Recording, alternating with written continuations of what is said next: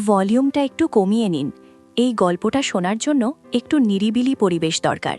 জানি আপনারা ভাবছেন এ আবার কেমন কথা, কিন্তু বিশ্বাস করুন, আমার জীবনের যে অধ্যায়টা আজ আমি আপনাদের সামনে খুলে ধরতে চলেছি তার প্রতিটা অক্ষর শোনার জন্য আপনার কৌতূহল যেমন থাকবে, তেমনই প্রয়োজন হবে নিভৃত এক পরিবেশের। কারণ এই গল্পটা কেবল আমার নয়, এই সমাজে হয়তো অজান্তেই কত রাবেয়ার জীবনে এমন গোপন অধ্যায় তৈরি হয় যা লোকচক্ষুর আড়ালেই চাপা পড়ে থাকে। আমার নাম রাবেয়া, আর আমার বাড়ি মেদিনীপুরে। বিয়ের পর যখন এই বাড়িতে এসেছিলাম তখন আমার বয়স ছিল মাত্র ২১। সব নতুন, সব কিছু অচেনা।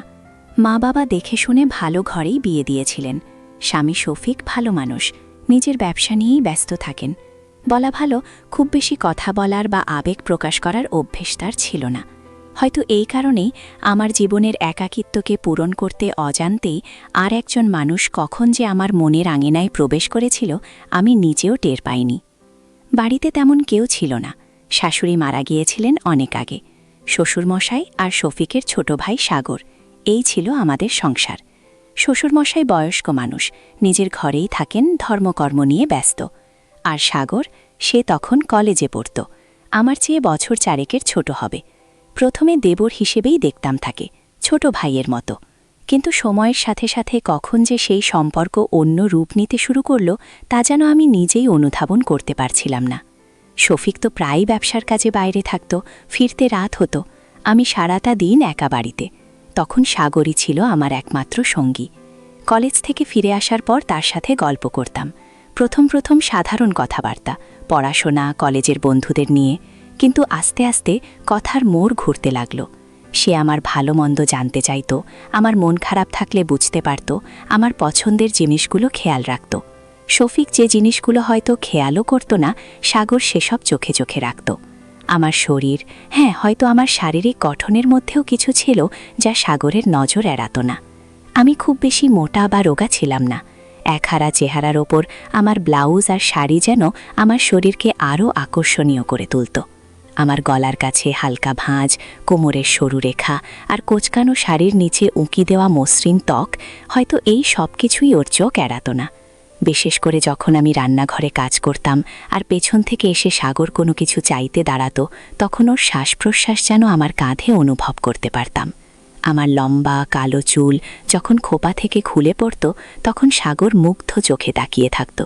একবার আমার শাড়ির আঁচল উড়ে গিয়ে ওর গায়ে লেগেছিল। সে এক অদ্ভুত অনুভূতি। সেই মুহূর্তে ওর চোখজোড়া যেন আমার ঠোঁট, আমার কপাল, আমার চোখের গভীরতা ছুঁয়ে দেখছিল। আমি স্পষ্ট অনুভব করছিলাম ওর অপলক দৃষ্টি। আমার ভেতরে যেন এক শিহরণ খেলে গিয়েছিল। লজ্জায় আমার গাল গরম হয়ে উঠছিল।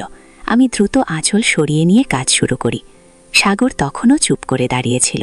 পরে নিচু গলায় শুধু বলেছিল, ভাবি, আপনাকে খুব সুন্দর লাগছে। এই কথাগুলো হয়তো সাধারণ, কিন্তু ওর বলার ভঙ্গি, ওর চোখের গভীরতা সব মিলিয়ে যেন একটা অন্য ইঙ্গিত দিত। আমার মন এক অজানা অপরাধ বোধে ডুবে যেত। আবার একই সাথে এক অদ্ভুত মাদকতাও অনুভব করতাম। দিন কাটছিল এভাবেই। আমার একাকিত্ব আর শফিকের অনুপস্থিতি যেন সাগরের সঙ্গে আমার সম্পর্ককে আরও গভীর করে তুলছিল। শফিক যখন বাড়িতে থাকত তখন সাগরের সঙ্গে আমার দূরত্ব বেড়ে যেত। ও চুপচাপ থাকত, আমার সাথে চোখে চোখ মেলাত না। কিন্তু শফিক যেই বাড়ি থেকে বেরোতো, সাগর যেন আবার সেই আগের মতো হয়ে যেত। এক বর্ষার দুপুরে শফিক ব্যবসার কাজে বাইরে গিয়েছিল। সেদিন সারা দিন বৃষ্টি পড়ছিল। টিভিতে একটা পুরনো বাংলা ছবি চলছিল। আমি রান্নাঘরে মিষ্টি বানাচ্ছিলাম। হঠাৎ কারেন্টের তারে সমস্যা হলো। আলো নিভে গেল। আমি মোমবাতি খুঁজতে শুরু করলাম।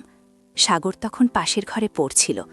অন্ধকার দেখে ও আমার কাছে এসে বলল, ভাবি, আমি দেখছি। আমি তখনও মোমবাতি খুঁজছিলাম, অন্ধকারে হাতড়ে বেড়াচ্ছিলাম। সাগর ওর ফোনের ফ্ল্যাশলাইট জ্বালিয়ে আমাকে সাহায্য করছিল।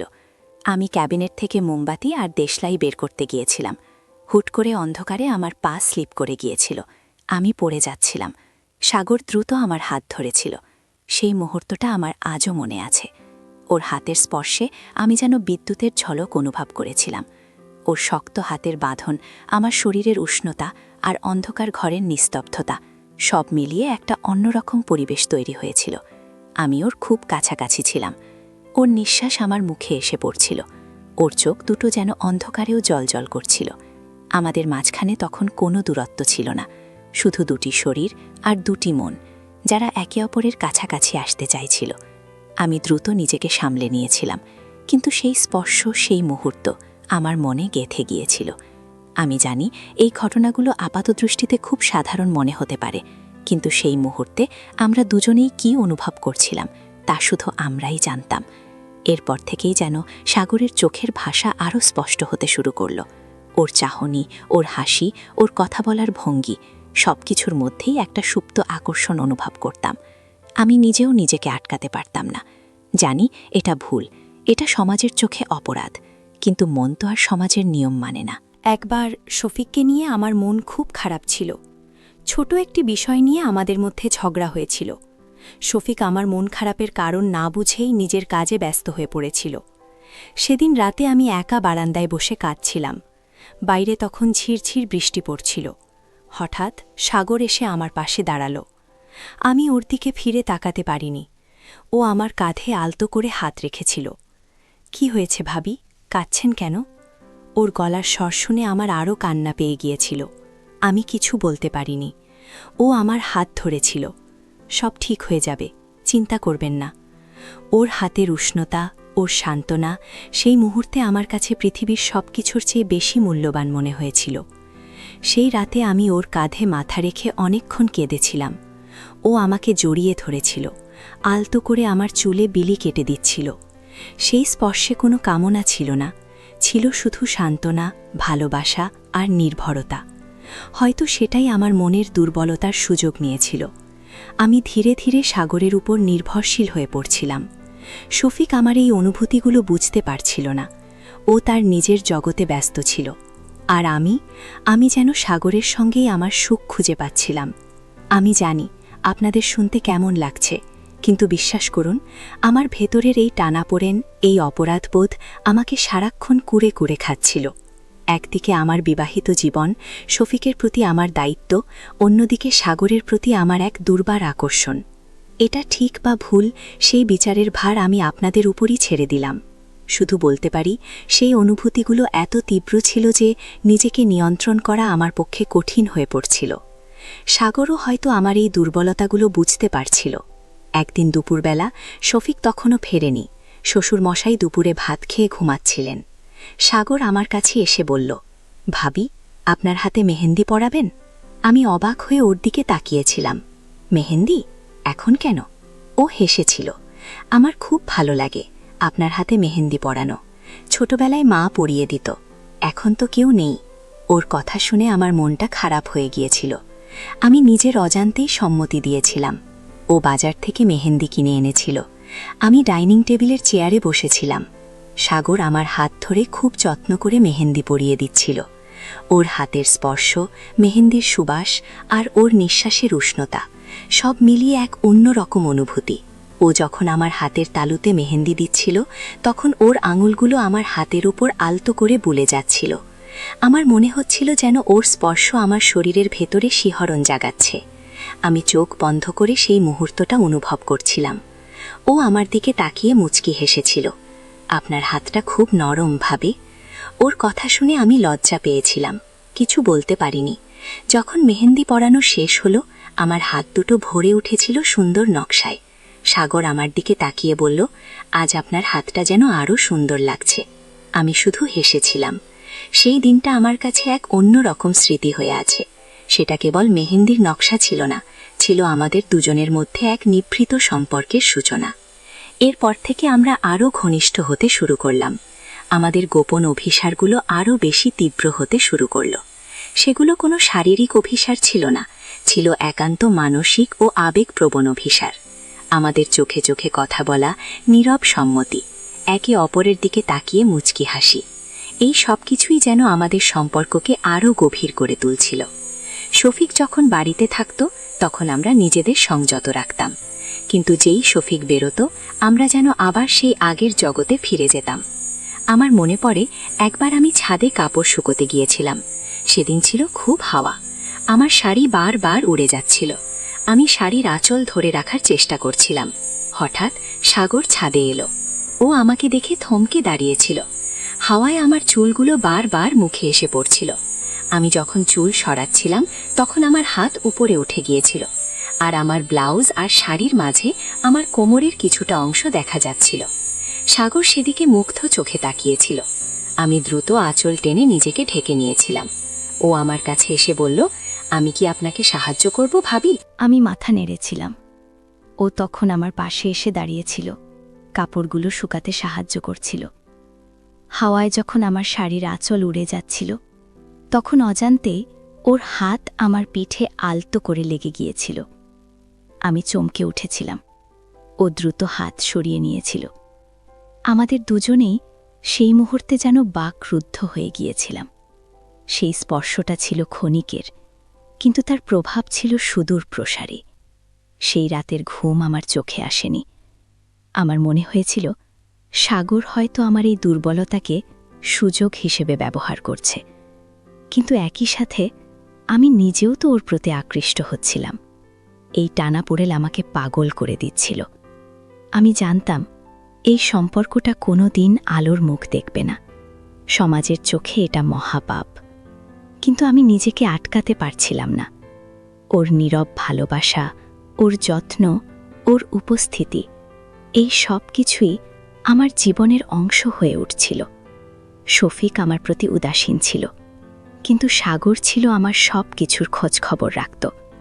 ওর উপস্থিতি আমাকে এক ধরনের শান্তি দিত, কিন্তু একই সাথে এক চাপা আতঙ্কও কাজ করত।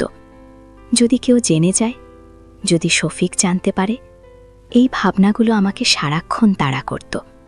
আমাদের সম্পর্কটা যেন একটা অদৃশ্য সুতোয় বাঁধা পড়েছিল। এক মুহূর্তের জন্য মনে হতো সব ছেড়ে ছুড়ে পালিয়ে যায় এই টানাপোড়েন থেকে। আবার পরক্ষণেই মনে হতো সাগরের ভালোবাসা ছাড়া আমি বাঁচতে পারবো না। এই টানাপোড়েন আমার জীবনকে দুর্বিষহ করে তুলেছিল, কিন্তু আমি যেন স্বেচ্ছায় এই জালে জড়িয়ে যাচ্ছিলাম। আমার জীবনের এই পর্বটা হয়তো অনেকের কাছেই অনৈতিক মনে হবে, কিন্তু যারা এমন পরিস্থিতির শিকার হয়েছেন তারাই হয়তো বুঝবেন মনের গভীরে লুকিয়ে থাকা এই তীব্র আকর্ষণকে নিয়ন্ত্রণ করা কতটা কঠিন।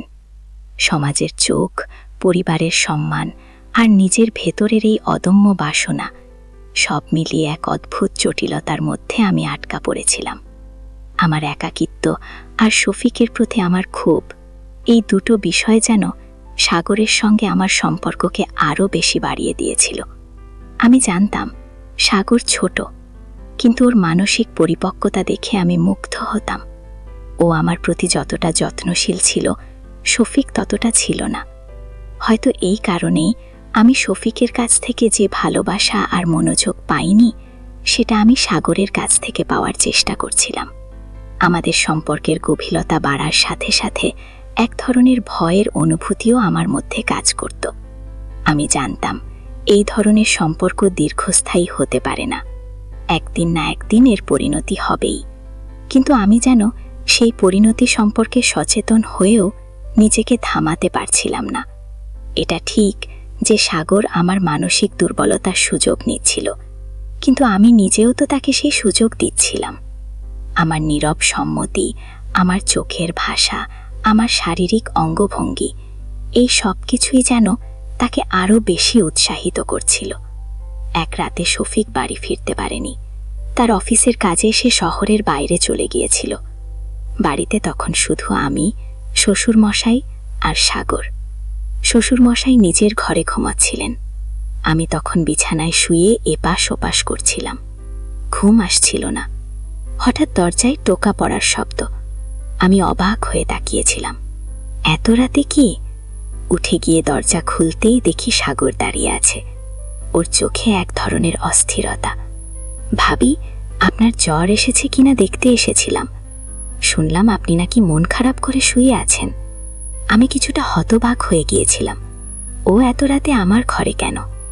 আমি ওকে ভেতরে আসতে দ্বিধা করছিলাম, কিন্তু ওর চোখের আকুতি দেখে আমি ওকে ফিরিয়ে দিতে পারিনি। ও আমার ঘরে এসে বিছানার পাশে বসেছিল, আমার কপালে হাত রেখেছিল। ওর হাতের স্পর্শে আমার শরীর যেন কেঁপে উঠেছিল। আপনার শরীরটা তো গরম ভাবে, কিছু খেয়েছেন? আমি মাথা নেড়েছিলাম। ও ও তখন উঠে গিয়ে রান্নাঘর থেকে গরম দুধ আর বিস্কুট এনেছিল, নিজের হাতে আমাকে খাইয়ে দিচ্ছিল।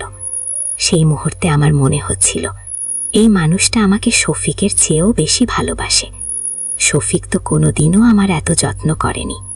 সাগরের উপস্থিতি, ওর স্পর্শ, ওর যত্ন, এই সব কিছুই যেন আমার মনকে দুর্বল করে দিচ্ছিল। আমি ওর দিকে তাকিয়েছিলাম। ওর চোখেও যেন এক ধরনের অব্যক্ত আকুতি ছিল। ও আমার হাত ধরেছিল। ভাবি, আপনি কেন এত মন খারাপ করেন? আমি তো আছি আপনার পাশে। ওর কথাগুলো আমার কানে মধুর লাগছিল।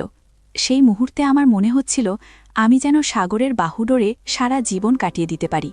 কিন্তু পরক্ষণেই আমার বিবেক আমাকে ধাক্কা দিয়েছিল। এটা ভুল, এটা ঠিক নয়। আমি বিবাহিতা, আর সাগর আমার দেবর। এই সম্পর্কটার কোনো ভবিষ্যৎ নেই। আমি দ্রুত নিজেকে ওর কাছ থেকে সরিয়ে নিয়েছিলাম। সাগর, তুমি এখন যাও, আমি ঠিক আছি। আমার কথা শুনে ওর মুখটা কালো হয়ে গিয়েছিল। ও নিঃশব্দে ঘর থেকে বেরিয়ে গিয়েছিল। সেদিন রাতে আমার আর ঘুম আসেনি। আমি জানি আমি ওকে কষ্ট দিয়েছি, কিন্তু আমি আর এই সম্পর্কটাকে এগিয়ে নিয়ে যেতে পারছিলাম না। আমার মনে হয়েছিল যদি আমি এই সম্পর্কটাকে এখানেই শেষ না করি, তাহলে একদিন আমার জীবনটা পুরোপুরি ধ্বংস হয়ে যাবে। এরপর আমি সাগরের সাথে দূরত্ব তৈরি করতে শুরু করেছিলাম। ওর সাথে কথা বলা কমিয়ে দিয়েছিলাম। ওকে এড়িয়ে চলতাম। সাগর প্রথমে কিছুটা মন খারাপ করেছিল, কিন্তু ধীরে ধীরে সেও আমার উদ্দেশ্য বুঝতে পারছিল। হয়তো সেও জানত এই সম্পর্কটার কোনো ভবিষ্যৎ নেই। জীবনের এই অভিজ্ঞতা আমাকে অনেক কিছু শিখিয়েছে মনের দুর্বলতা মানুষকে কতটা ভুল পথে নিয়ে যেতে পারে। শিখিয়েছে সাময়িক আবেগ কতটা ধ্বংসাত্মক হতে পারে।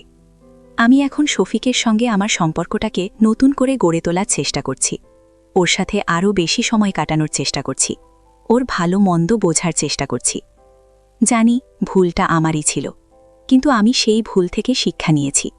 তাই আপনাদের কাছে আমার একটাই অনুরোধ, আপনারা যারা আমার এই গল্পটা শুনলেন তারা হয়তো বিচার করবেন, সমালোচনা করবেন, কিন্তু তার আগে একবার ভাবুন জীবনের এমন পরিস্থিতিতে পড়লে আপনি কি করতেন।